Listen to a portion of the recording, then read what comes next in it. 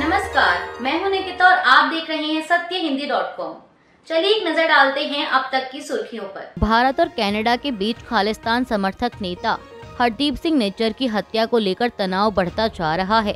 दरअसल आपको बता दें कि कनाडा ने कल सोमवार को निज्जर हत्याकांड की जांच के मामले में भारतीय उच्चायुक्त संजय कुमार वर्मा और कुछ दूसरे अधिकारियों के नाम का जिक्र किया था। कनाडा ने भारत के साथ साझा किए एक डिप्लोमेटिक कम्युनिकेशन में कनाडा में भारत के उच्चायुक्त संजय कुमार वर्मा और अन्य भारतीय राजनयिकों पर जून 2023 में खालिस्तान समर्थक एक्टिविस्ट हरदीप सिंह निज्जर की हत्या के मामले में जुड़े होने का आरोप लगाया है। इसके बाद भारत ने कनाडा से अपने उच्चायुक्त संजय कुमार वर्मा और अन्य राजनयिकों को वापस बुलाने का फैसला किया। इसके साथ ही भारत ने कनाडा के दिल्ली स्थित उच्चायुक्त को समन भी भेजा और इस बीच कनाडा के 6 राजनयिकों को निष्कासित करने का फैसला भी किया है। कनाडा के 6 राजनयिकों को देश से निकालने और भारतीय उच्चायुक्त संजय कुमार वर्मा को वापस बुलाने के भारत के फैसले के बाद कनाडा के प्रधानमंत्री जस्टिन ट्रूडो ने एक प्रेस कॉन्फ्रेंस की। राजधानी ओटावा में प्रेस कॉन्फ्रेंस के दौरान ट्रूडो ने दावा किया कि कनाडा के अधिकारियों ने अपने भारतीय समकक्षों को आपराधिक गतिविधियों के साक्ष्य दिए थे, लेकिन भारत सरकार ने सहयोग नहीं किया। ट्रूडो ने कहा कि आप में से कई लोग नाराज, परेशान और भयभीत हैं। मैं समझता हूं, ऐसा नहीं होना चाहिए। कनाडा और भारत का लोगों के बीच आपसी संबंधों, व्यापार और कारोबार में निहित एक लंबा इतिहास है, लेकिन हम अभी जो देख रहे हैं उसे बर्दाश्त नहीं कर सकते। कनाडा भारत की संप्रभुता और क्षेत्रीय अखंडता का पूरा सम्मान करता है और हम उम्मीद करते हैं कि भारत सरकार भी कनाडा के लिए ऐसा ही करेगी। उन्होंने कहा कि प्रधानमंत्री के तौर पर यह मेरी जिम्मेदारी है कि मैं उन लोगों को आश्वस्त करूं जो महसूस कर रहे हैं कि सुरक्षा के साथ समझौता किया गया है, लेकिन सबसे महत्वपूर्ण बात यह है कि कार्रवाई करना मेरी जिम्मेदारी है। कांग्रेस महासचिव जयराम रमेश ने भारत और कनाडा के बीच राजनयिक विवाद के मामले में सरकार से विपक्ष को विश्वास में लेने की अपील की है। जयराम रमेश ने ट्वीट कर लिखा कि भारतीय राष्ट्रीय कांग्रेस निश्चित रूप से इस बात की उम्मीद और अपेक्षा करती है कि प्रधानमंत्री नरेंद्र मोदी भारत और कनाडा के संबंधों के बेहद संवेदनशील और नाजुक मुद्दे पर संसद के दोनों सदनों के नेता प्रतिपक्ष एवं अन्य राजनीतिक दलों के नेताओं को विश्वास में लेंगे। महाराष्ट्र विधानसभा चुनाव से पहले एनडीए गठबंधन की सहयोगी कांग्रेस को एक बड़ा झटका लगा है। दरअसल राज्य की इगतपुरी सीट से कांग्रेस विधायक हीरामन खोसकर एनसीपी अजीत पवार गुट में शामिल हो गए हैं। समाचार एजेंसी एएनआई के मुताबिक खोसकर अपने समर्थकों के साथ मुंबई में उप मुख्यमंत्री अजीत पवार के आवास पर पार्टी में शामिल हुए। समाजवादी पार्टी प्रमुख अखिलेश यादव ने उत्तर प्रदेश के बहराइच में सांप्रदायिक हिंसा को लेकर एक बार फिर प्रतिक्रिया दी है। उन्होंने एक्स पर लिखा कि चुनाव का आना और सांप्रदायिक माहौल का बिगड़ जाना ये इत्तेफाक नहीं है। जनता सब समझ रही है। हार के डर से हिंसा का सहारा लेना किसकी पुरानी रणनीति है, सब जानते हैं। ये उपचुनाव की दस्तक है। उन्होंने लिखा कि दिखावटी कानून व्यवस्था की जगह अगर सरकार सच में पुख्ता इंतजाम करे तो सब सही हो जाएगा, लेकिन ऐसा होगा तभी जब भी सरकार चाहेगी।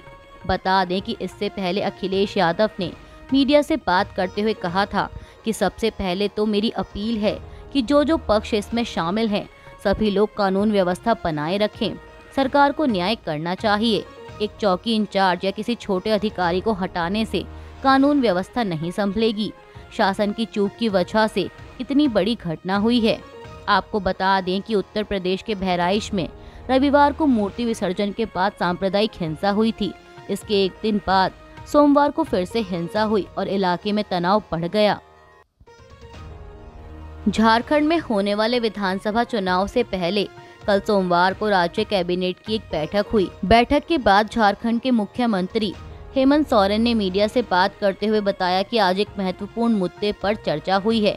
झारखंड के आदिवासियों और मूल निवासियों को देश के विभिन्न हिस्सों असम, अंडमान और निकोबार और अन्य जगहों में बसा दिया गया है।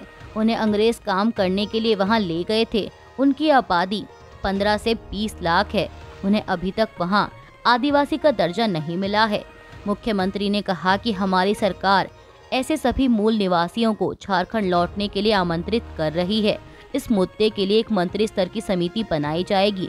यह एक सर्वदलीय समिति होगी जिसके प्रतिनिधि उन सभी जगहों पर जाएंगे, वहां के मुद्दों का आकलन करेंगे और राज्य सरकार को बताएंगे। हेमंत सोरेन के अलावा जेएमएम सांसद महुआ माझी ने भी बताया कि मुख्यमंत्री हेमंत सोरेन मैया सम्मान योजना लेकर आए हैं, क्योंकि झारखंड बनने के बाद से यहाँ 17 से 18 भाजपा की सरकारें रहीं।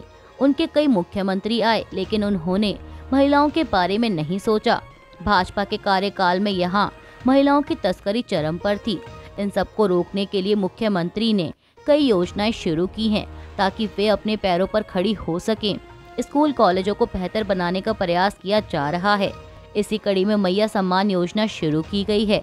यह उन महिलाओं को सशक्त बनाने के लिए है जो छोटी छोटी जरूरतों के लिए हाथ फैलाती थीं।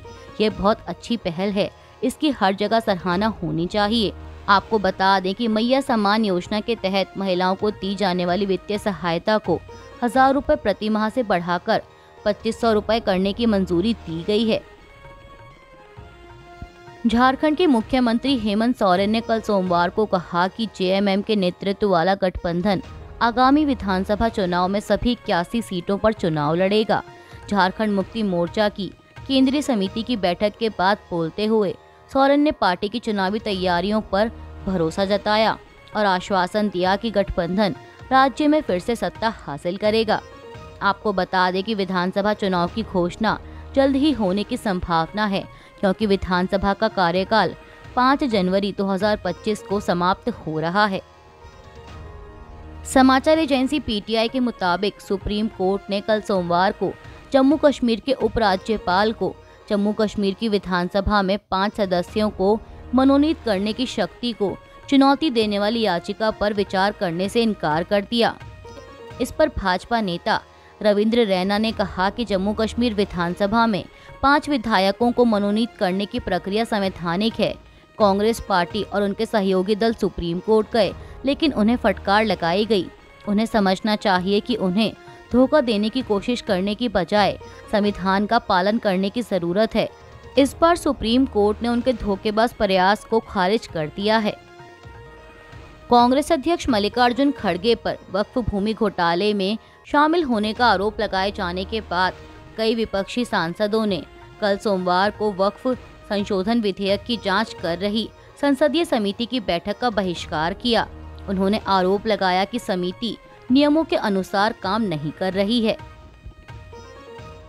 लेबनान में जारी इस्राएली हमलों के बीच लेबनान के स्वास्थ्य मंत्रालय ने कहा है कि रविवार को इस्राएल के हवाई हमलों में 51 लोगों की मौत हुई है और 174 अन्य लोग घायल हुए हैं। मारे गए लोगों में से 22 लोग उत्तर में माउंट लेबनान इलाके में मारे गए, जबकि 10 लोगों की मौत दक्षिणी नबातही क्षेत्र में हुई। इसके अलावा ब्यूफोर्ट कैसल के पश्चिम में मेफाडाउन गांव में छापेमारी के दौरान 5 लोगों की मौत हुई है और 1 व्यक्ति घायल हुआ है। वहीं इस्राएली डिफेंस फोर्सेस ने कहा है कि उसकी वायुसेना ने लेबनान में हिजबुल्लाह के 200 ठिकानों को निशाना बनाया है, जबकि इस्राएली सैनिकों ने नजदीकी मुठभेड़ और हवाई हमलों में कई चरमपंथियों को मार दिया है। इस बीच हिजबुल्लाह ने कहा कि उसने उत्तरी इस्राएल के पोर्ट सिटी हाइफा के पास स्थित स्टेला मैरिस नौसेना बेस पर हमला किया है। अभी के लिए बस इतना ही। बाकी की खबरों के लिए बने रहिए सत्यहिंदी.com के साथ।